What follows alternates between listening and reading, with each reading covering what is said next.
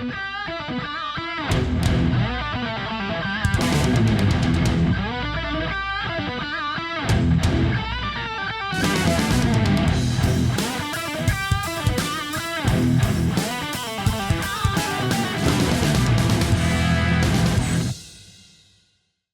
my name is Rich Howard, owner of Architectural Builders Supply. This video is to bring you a closer look at the Schlage. This is their part number 23-030. This is a interchangeable core cylinder is what it is. This is in the S234 keyway. This is an Everest keyway. We'll talk a little bit more about what Everest is. This is what's called one-bitted. All the cuts on here are just a one cut, which would be a very typical way for you to order a core so that you would be able to combinate or pin this the way that it needs to be pinned. 2 keys per cylinder. When you buy one, it will generally come with 2 keys unless specified otherwise. And then it is in the 626 finish. That means it's satin chrome on the face. Speaking of the face, it has the logo up here, which is typical, and then it has the Everest symbol right there, which is just a mountain showing that it's Everest. Fun fact, you can order these cylinders, the cylinder faces, the cylinders, without the Schlage logo on them. No logo. It's not uncommon. If we see an order for no logo cylinders, it will be typically a woodworking company. They're doing 50 of them, and it's all casework. And frankly, they don't, the owner, the end user, doesn't want corporate advertising on the face of all of these cylinders.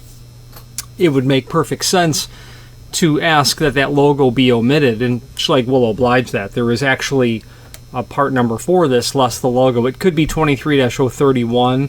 We'll take a look at that. I don't recall what it is. It's very infrequent that I sell them no logo. But when you stop and think about it, if you had an entire bank of doors with cylinders in it, yeah, you might not want the name Schlage 50 times there.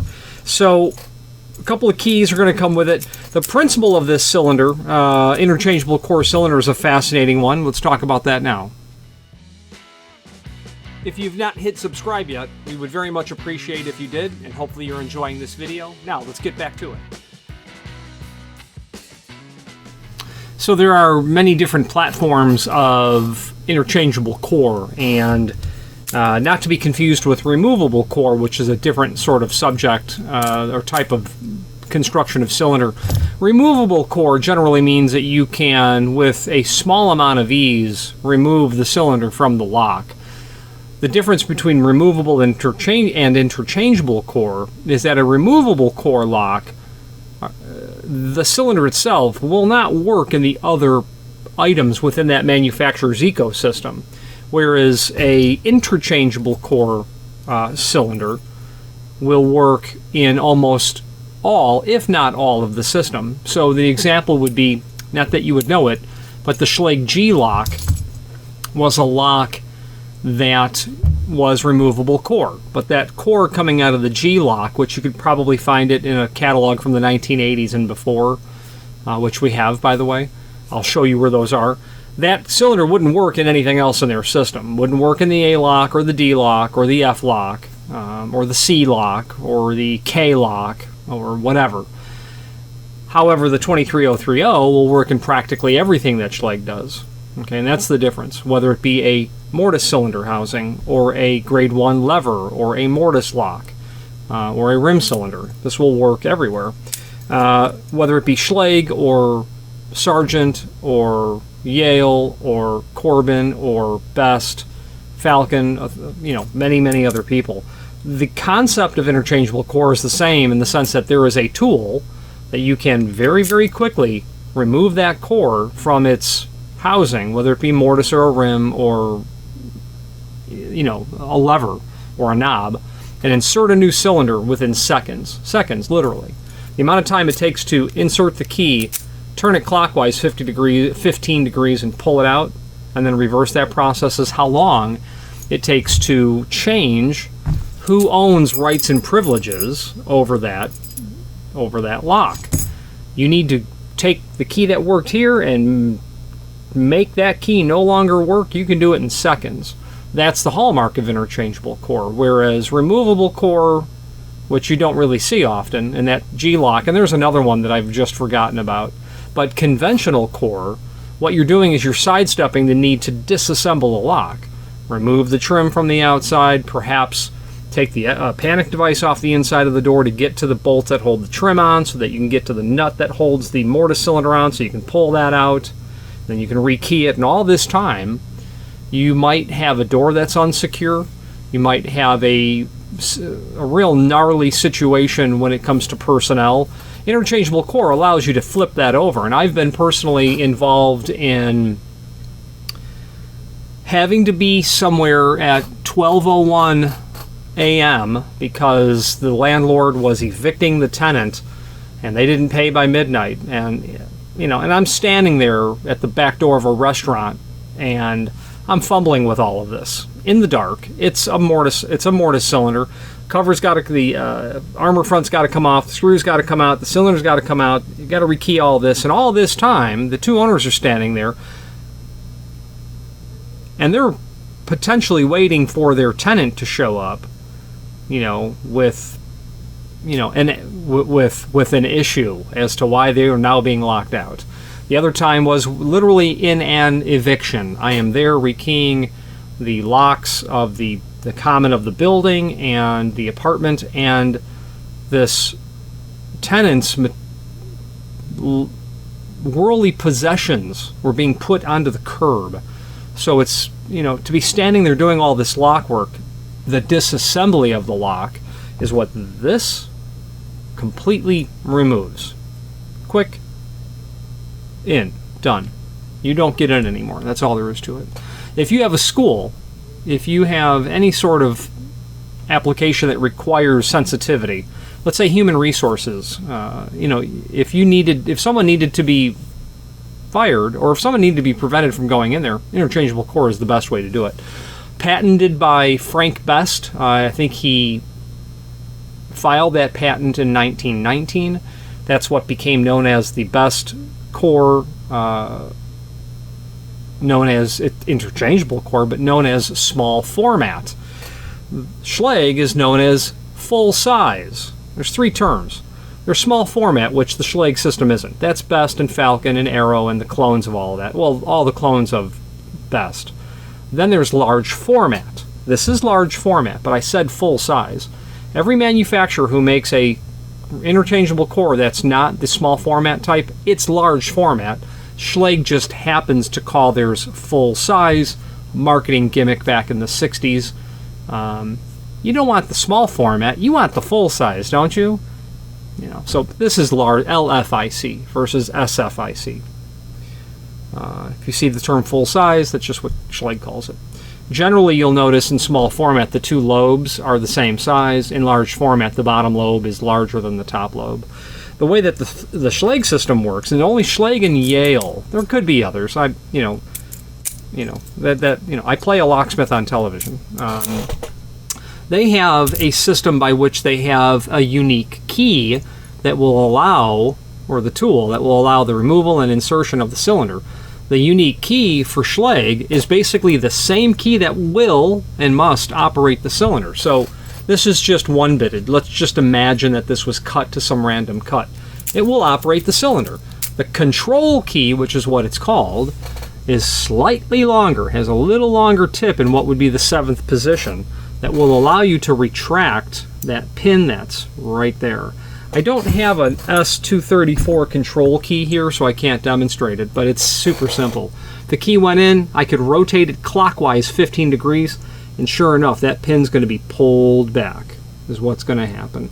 The Yale system is similar in that you have a 7-pin key in a 6-pin system, and if you had a 7-pin system, your control key would be an 8-pin blank. Schlage only does 6-pin in their interchangeable core. This system would yield 4,096 theoretical change keys.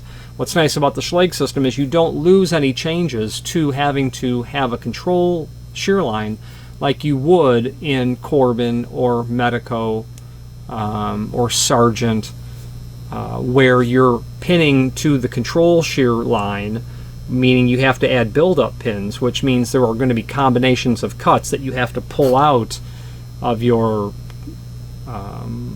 progression pages, and you lose those biddings, which then call into multi-section keyways, etc. So the Schlage system doesn't have to sacrifice any biddings because of their construction, and that's just how that is. So super simple, super easy. This can be done in different colors on the face. Satin, brass. I know that they can do it in black because I've seen them. So historically, cores are only done in either a chrome, a dull chrome, or a satin brass, or a dull brass. But Schlage can do this probably in their Venetian or their, I forget the name of that, the number of their Venetian powder-coated bronze. Doesn't matter, and I think they can do it in black as well, and they're just powder coating the face of that. The S234 keyway, that's out of the Everest family. The Everest family is a natural evolution out of the classic obverse C, E, F, C, E, E, F, G, F, G. There are 7 of them. This is a multiplex system as well, like the classic obverse, and the S234 is just one of the keyways within the system.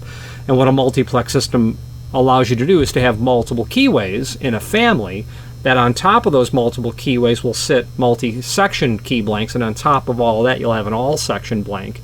And that is so that you can yield more changes. You can have 2 different keyways on 2 different floors. So the S234 will go into the first floor, and the I'm not looking at the chart, the S230, I don't know if that's a keyway, but we'll look, will go into the second floor. And then you have a multi-section blank that will enter both of them, but the 234 and the 230 won't enter each other.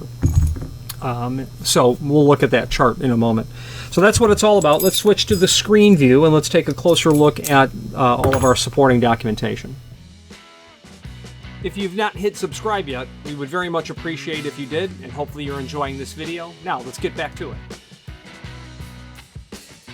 Here is the item that we are looking at. Let's take a look at some photos that we have. There's the cylinder itself, along with its 2 keys. It's what you get basically when you order it. Showing a side view of the interchangeable core, the face of the core, the Schlage logo, and the Everest logo as well. The back side. And this is interesting because it actually shows exactly what happens when you use the control key. So when you insert the control key, and I'll show you what the control key looks like in a moment, the extra tip or length of that key will push this pin up to create a shear line here, so that you can rotate that what would be clockwise 15 degree to pull that pin out, to retract that pin. That's how that works. This back here, this silver pin you see here, is what hits the tip of the control key blank. The operating key never touches that. Showing the 2 keys, the C234.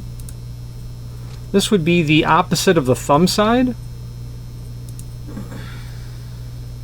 And this is the thumb side of the key, even though it looks a little bit odd here. It's really here. That would be the thumb side of the key. And then that's the check pin in the Everest system. What's interesting about the Everest system is that now there are 2 shear lines, and what that means is, in a classic keyway by Schlage or many other people, you've got a single shear line, and what has to be satisfied in order to get the key to turn is all the pins have to be the proper length based on the cuts of the key. Well, that's the shear line between the plug and the shell of what the plug is fit into.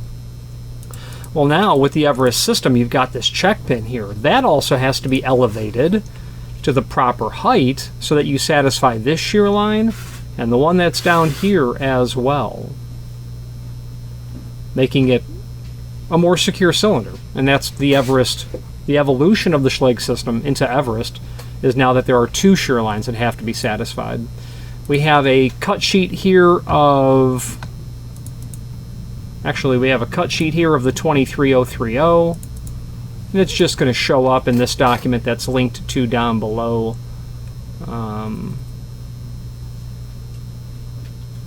Showing what it looks like.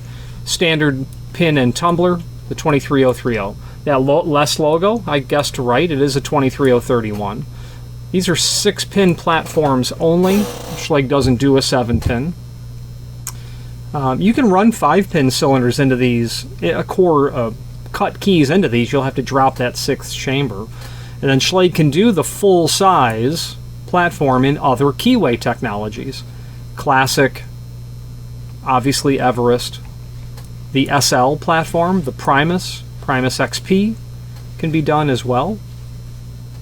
You can do an SL cylinder with Everest technology on it as well. The SL cylinder is neat in that it features finger pins. I have an SL cylinder here. It's considered high security and is a fascinating platform. Looks nothing like a typical pin tumbler in the sense that it doesn't. The tumbler is a different type of tumbler. They call it I think they call it a finger pin. We'll look in the SL manual. The finger pins might be the XP Primus, or the Primus, they may call them side pins, and finger pins in SL. Here is a look at what the control key will look like. You can see that it's got that extra tip on the end, and that is what, I don't remember what that cut is. I think it equates to a 7 cut. That's what lifts that pin in the back of the core to lift it to rotate the unit counterclockwise to retract the retaining pin. This document also has on it the different part numbers for the different key blanks that you can order, and here it all is. These are all Everest 29 blanks, so your S234, if you needed blanks, you'd order the 35-270 S234. If you wanted it plain on both sides, which just removes the Schlage name, you'd order the 35-272. You'll certainly need to order control keys as well. Now, as we scroll down in this page, we're going to see the multiplex structure of which the S235 is a member of. And this looks like a complicated drawing, but it really isn't once you understand what's happening. There are 10 keyways down here, S134 through S345. These are cylinders. If it's down here, you can buy it in a cylinder. Obviously, you can get it in a key as well. What's above here are key blanks only. These are called multi-section blanks, and you can get the idea that this S120 has something to do with these 3 keyways. Well, what happens is the S125, the S124, and the S123, each of these keys will not enter the other's plug. So if you take an S234 and try to stick it into this plug of an S123, it won't go in there, and vice versa. But if you took an S230 multi-section key blank, it will insert into the S123, S234, S235. There's a important reason for why that is. I mentioned earlier you can only get 4,096 theoretical cut keys out of a Schlage 6-pin system. Well, what if you needed 8,000 actual keys? You will either change your keying platform, you'll go to some other manufacturer's system. You won't use Schlage because they can't do it. Or you'll implement a multiplex structure. You'll have different keyways, and then you can cut on your multi-section blank the keys that need to pass all those areas. An easy example would be an office building with 3 floors. Make that the first floor, the second floor, the third floor. Each one of them requires, theoretically, 2,000 cut keys. Well, that would be 6,000 keys, and you know you can't get that out of a single system because you only get, theoretically, 4,096. So you could cut 2,000 keys here, or you can have 2,000 unique biddings for each of the 3 floors. You can then give each of these tenants, let's say, their keys, and then the engineering department, the people with authority to go to all 3 floors could have the master key cut on the S230. And that will pass these 3 broachings in these plugs. The way that these multi-section key blanks work is that they simply mill away more material to make it a thinner blank that has had the obstructions to the wards in the keyway removed. Then you go up the family tree here. You've got higher level multi-section blanks, and then finally an all-section blank that will pass everything in the system. A very thin key, highly milled. If you needed a key that didn't participate in the multi-section family, you'd want the S345. You might specifically want a cylinder plug that will not have any key go into it other than its intended operating key, and obviously the all-section blank. Okay. That's an example of how that works. There's a link below this video, as seen here, to the manufacturer's page. When we click on that, we can pull up not only all of the Schlage products we sell by means of this horizontal navigation, but also a link to the manufacturer's website, as well as a link to the full product catalog, which is here. Now, I mentioned Everest. The Everest service manual is here. You can dive into this book and learn about all things Everest related. If you're interested in the platform or the technology, this is where you'll want to go, because it will discuss how that check pin works, everything else. Actually, that image on the very first, on the cover page, was a great image. And when that finger pin gets elevated in this side of the key, the side bit milling, it will lift, allowing you to rotate that cylinder, because if you recall, there is a hole in the bottom of the cylinder where that check pin is being pushed down into, but when you elevate it or lift it, there's that hole that it sets into. So you have to satisfy that shear line and the shear line in the hole down in the bottom of the shell down here. Okay. A history of the key blank, where it came from, is here. It's an interesting read if you're interested to know about it. I would most certainly suggest reading about it. There's been an Everest and then an Everest 29. It's evolved over the last couple of decades. There is a conventional cylinder. Here's an interchangeable core cylinder. If we were to take it apart, this is everything we'd find, although they don't show us the check pin, which they should, and its spring. And you can continue on through the book. Really a good resource, obviously. Talks about how you're going to combinate the material. They're literally teaching you how to repin these cylinders. This is what's called the depth and spacing data. You could cut a key with a vise and a file and a caliper. You have all the dimensions. You know how deep the cuts are, which are here, the root depth, which is from the bottom of the blank to the bottom of the cut. And you know the spacing. You could do that. And you know the angle. Locksmithing equipment, more to know. I won't go into all of it because this video is on the core. There is that multiplex structure that I showed just previously. The key blanks. And there you go. The SL manual is also here. If you wanted to look into that interesting platform, it's here somewhere. There it is. Everest 29 SL service manual. This is a different looking animal, and you can immediately tell, that looks interesting. They show the check pin. This has a really interesting concept of these notches in the side of its pin, that the sidebar will only enter once it's lined up properly.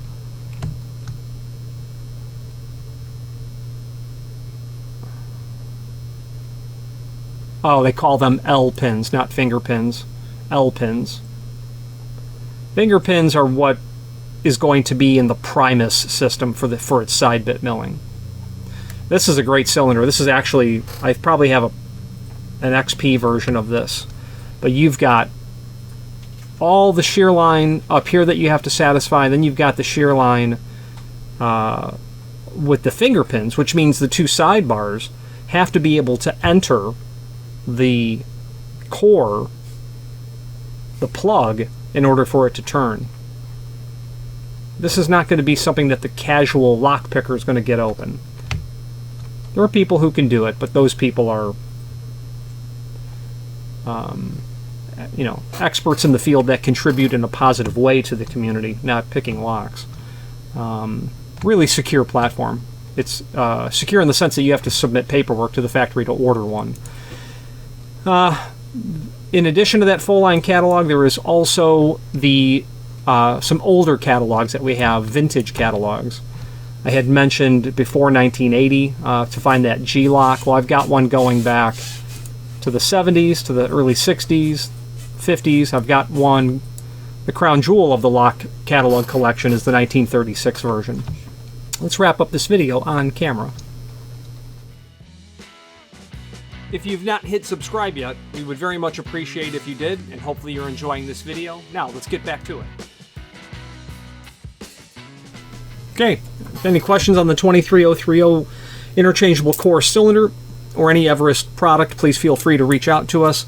Walter Schlage got his start in the 1920s. He was the son, he was called the Lockman or something like that. I forget what he was known as something like that. And Walter Schlage, basically at night in the basement of his home is where he tinkered with lock parts. And sure enough, at some point in the 1920s, he started Schlage Lock in San Francisco, and it expanded from there. And a fun fact, at one time they owned LCN door closers, and I have a closer in my collection that actually is a Schlage closer, but it's an LCN potbelly closer. It's somewhere here behind me. Really good, exceptional, not really good, exceptional technical support from the Schlage lock department, that's to be sure. Most people in the industry, like myself, that are distributors, are very familiar with the product line, and it's because it's installed everywhere. But Schlage also does a very good job when it comes to aiding the distribution level in terms of getting tech support and all things like that. Very good quality product, as are other manufacturers, but the confluence of excellent tech support, excellent product quality, added with the ability that you can usually get parts for almost the entire system out of stock quickly, is why I think Schlage should be a final candidate before you're selecting a lock system. It's one thing to buy a whole mess of locks for a hospital. It's another thing 10 years down the road to not be able to get parts. So what is the overall cost? That needs to be considered. Schlage's installed base is so huge that their parts are pretty much readily available. That can't be said to the same extent for other manufacturers, in my experience. Thank you very much. Rich Howard, owner of Architectural Builder Supply. Thank you for watching, and if you've enjoyed this video, please click thumbs up. Please subscribe and maybe even send the video to someone that you know. Thank you.